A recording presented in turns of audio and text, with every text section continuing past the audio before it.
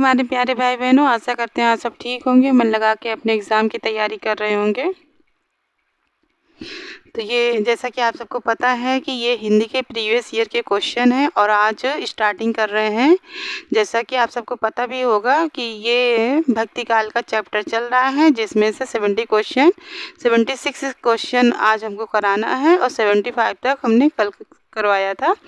तो चलिए आज हम स्टार्टिंग करते हैं 76 से। कबीर दास ऐसे ही मिलन बिंदु पर खड़े थे जहाँ से एक ओर हिंदुत्व निकल जाता है और दूसरी ओर मुसलमानत्व।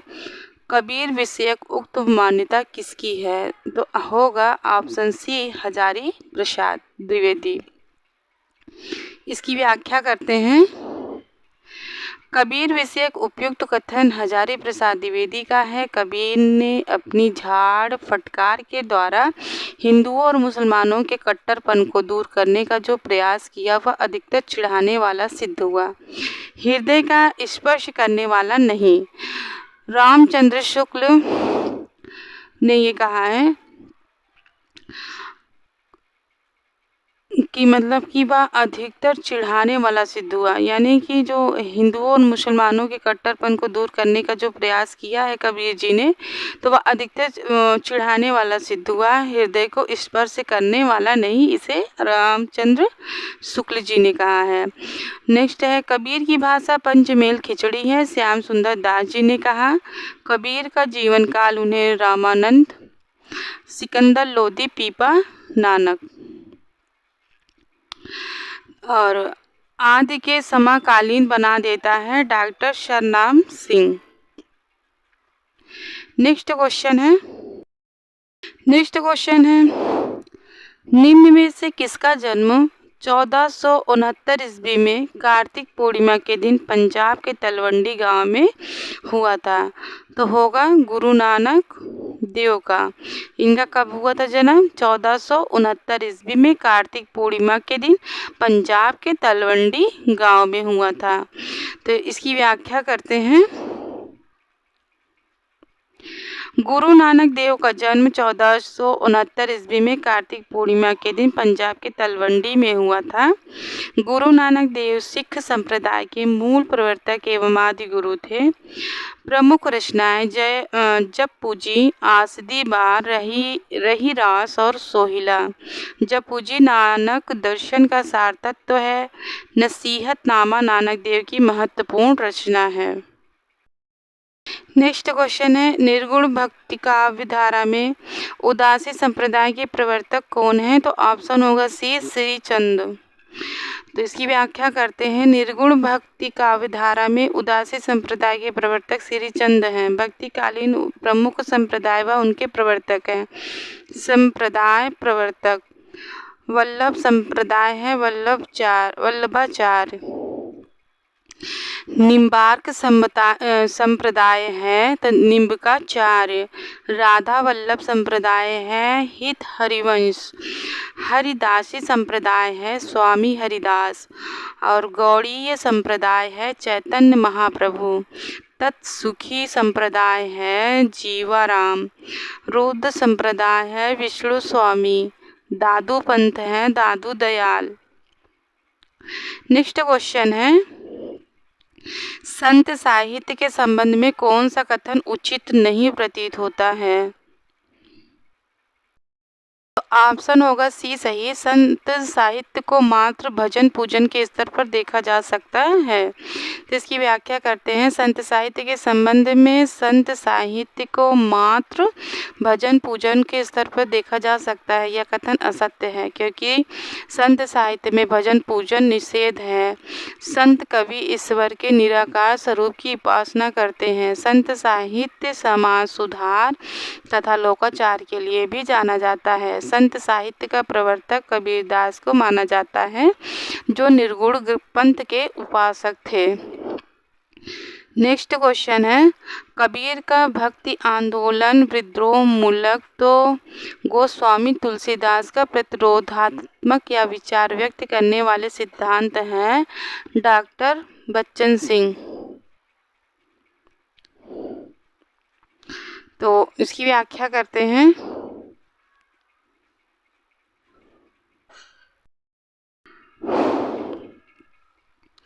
कबीर का भक्ति आंदोलन विद्रोह मूलक है तो गोस्वामी जी का प्रतिरोधात्मक या विचार व्यक्त करने वाले विद्वान डॉक्टर बच्चन सिंह हैं। आचार्य शुक्ल कहते हैं कि निर्गुण धारा के संतों को वाणी में किस प्रकार के लोक धर्म की अवहेलना छिपी हुई थी। सगुण धारा के भारतीय पद्धति के भक्तों में कबीर, दादू आदि के लोक धर्म विरोधी स्वरूप को यदि किसी ने पहचाना तो गोस्वामी तुलसीदास जी ने। डॉक्टर नगेंद्र लिखते हैं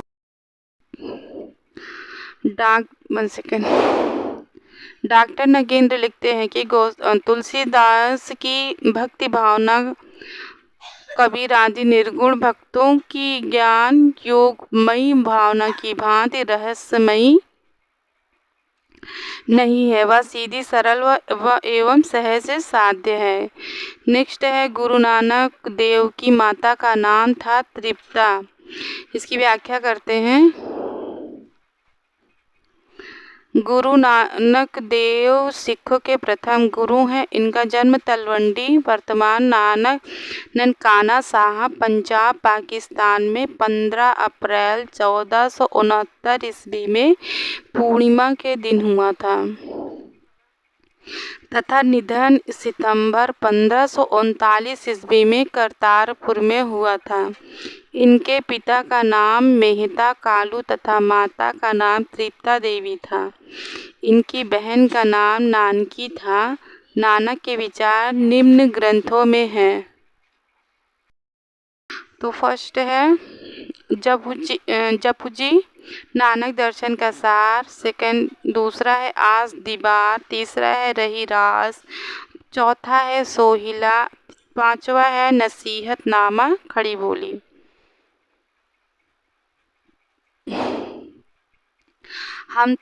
नेक्स्ट क्वेश्चन है, हम तो भक्ति मुक्ति में आया, गुरु प्रसाद राम गुण गाया। पंक्तियां किस ग्रंथ से ली गई हैं? तो ऑप्शन सी सही है, कबीर की परिचयी।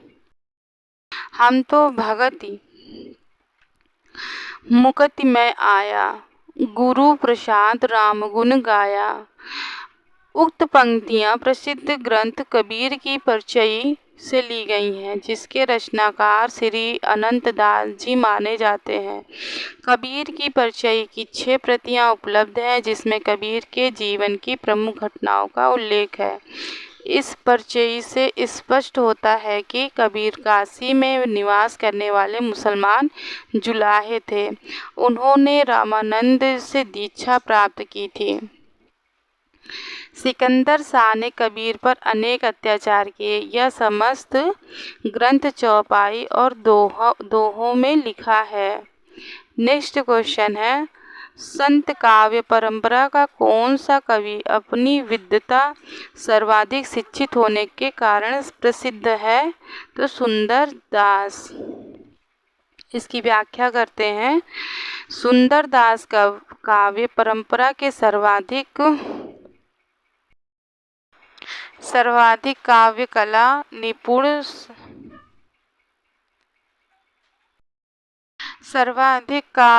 काव्य कला फिर से पढ़ देते हैं। सुंदर दास संत काव्य परंपरा के सर्वाधिक काव्य कला निपुण शास्त्रज्ञ एवं सुशिक्षित संत थे। इनका जन्म जयपुर के दौरान नामक स्थान पर 1926 ईस्वी में और मृत्यु 1689 ईस्वी में हुई थी।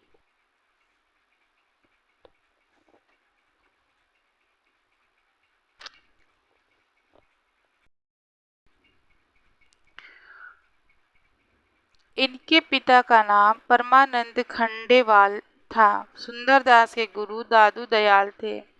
ज्ञान समुद्र और सुंदर विलास इनके प्रमुख रचनाएं हैं। नेक्स्ट क्वेश्चन है, कबीर कुता राम मुतिया मेरा नाव, गले राम की जेवड़ी, जित खैचे तित जाऊं। इस दोहे में किस तरह की मानसिकता व्यक्त हुई है? तो आत्मसमर्पण की। उपयुक्त दोहे में आत्मसमर्पण की मानसिकता व्यक्त हुई है। प्रस्तुत दोहा भक्ति काल के निर्गुण काव्य धारा के प्रतिनिधि कवि कबीरदास द्वारा रचित है। कबीर अरबी भाषा का शब्द है जिसका अर्थ महान या श्रेष्ठ होता है। नेक्स्ट क्वेश्चन है, कै बिरहन कुं मीच दे, कै आपा दिखलाए, 8 पहर का दाछड़ा, मोपै सहा न जाए। इन पंक्तियों में प्रेम की किस स्थिति का वर्णन हुआ है? तो विरह की अतिशयता का।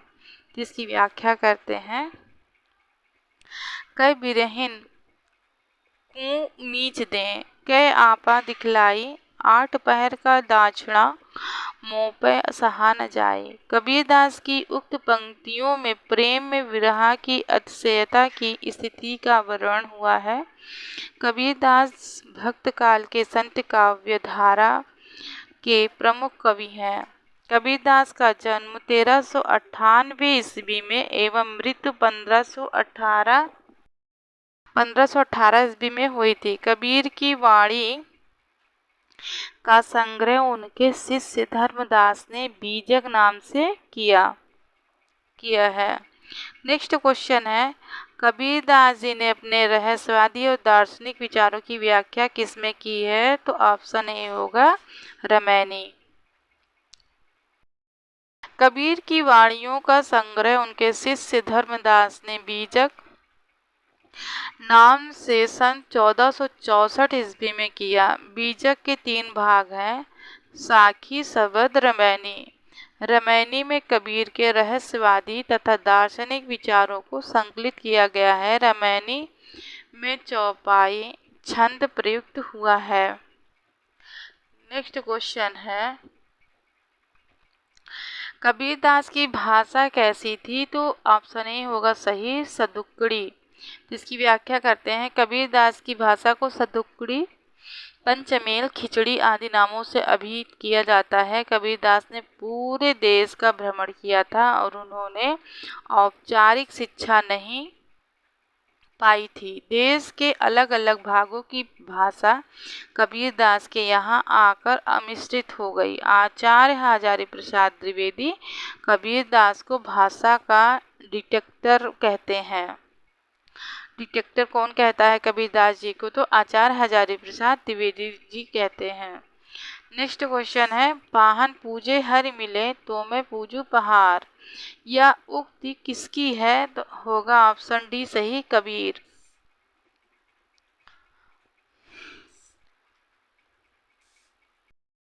पाहन पूजे हर मिले तो मैं पूजू पहाड़, यह उक्ति भक्ति काल के निर्गुण धारा के ज्ञानाश्रयी शाखा के कवि कबीरदास का है। डॉक्टर बच्चन सिंह ने लिखा है, हिंदी भक्ति काव्य का प्रथम क्रांतिकारी पुरस्कर्ता कबीर है। कबीर की वाणी का संग्रह सन 1464 ईस्वी में उनके शिष्य धर्मदास ने बीजक के नाम से किया। नेक्स्ट क्वेश्चन है,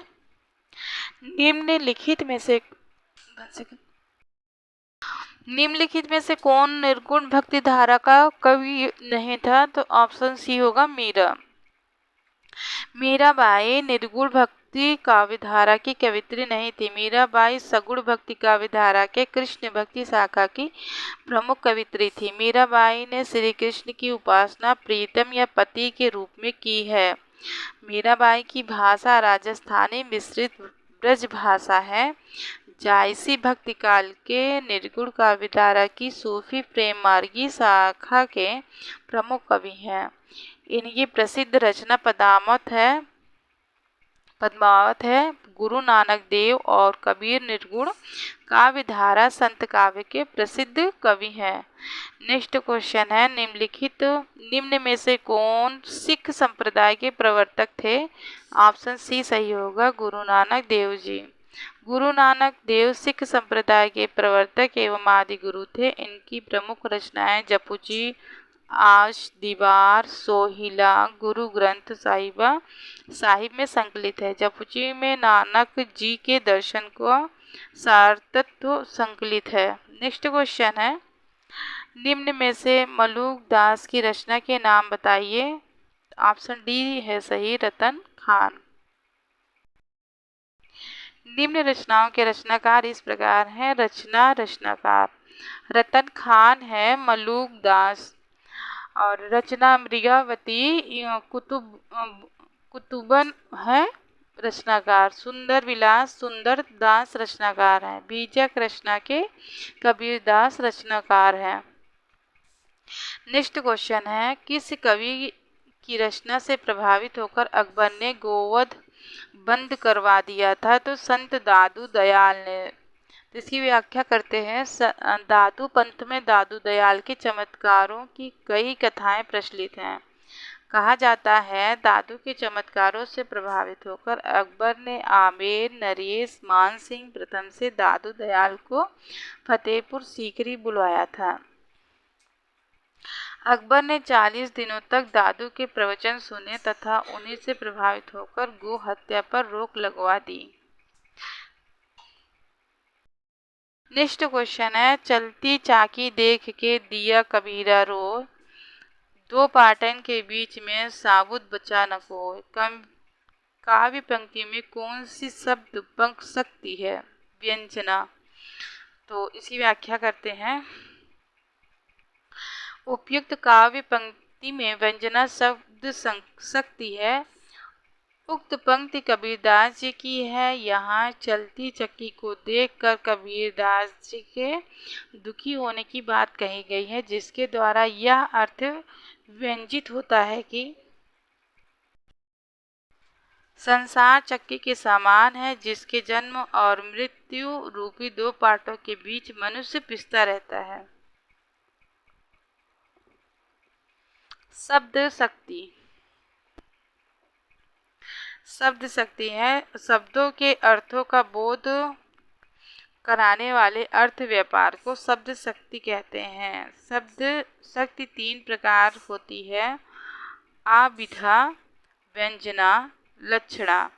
अभिधा है जिसका सीधा सरल अर्थ पाठक को समझ में आ जाता है, उसे अभिधा शब्द शक्ति कहते हैं।